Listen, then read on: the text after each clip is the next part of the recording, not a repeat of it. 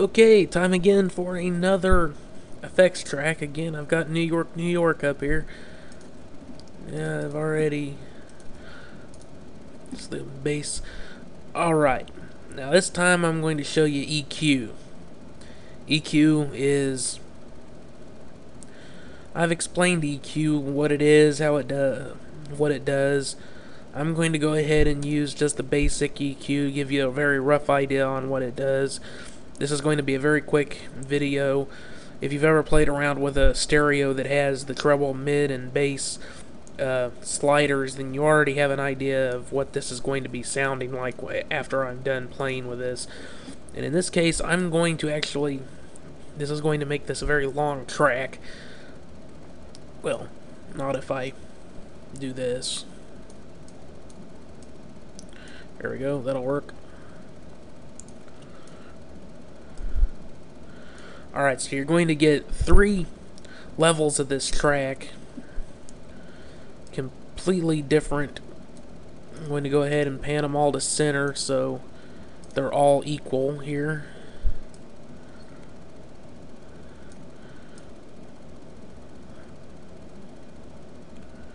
Come on, there you go.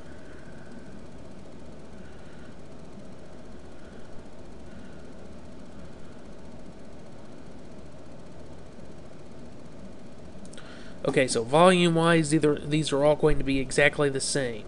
Pan, they're all centered. So I'm just going to, on this one, EQ, treble is going. I'm going to increase treble by about 3 and drop out everything else. That's the top one. The first part you'll be hearing is going to be all mids, no treble, no bass. I'm going to up that by about 3. Now, this one is going to probably be the most interesting one because most of the human vocal range, it falls within the mid range of the frequencies. So this one will probably end up being the loudest and most there sounding. And of course the middle one here is going to be all bass. So you're probably not going to hear much of anything off of that. Okay, this is just going to be an extreme demonstration of what EQ manipulation does. I believe I've said this already, but it bears repeating.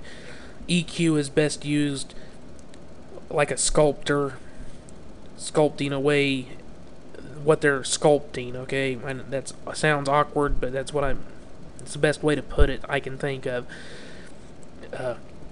If you rip away too much from any frequency area, you are going to be disrupting the way any audio piece sounds. If you're doing it on purpose, that's one thing.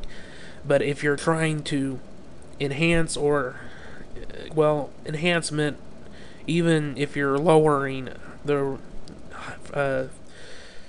volume of a certain frequency, you're still doing it to enhance a track.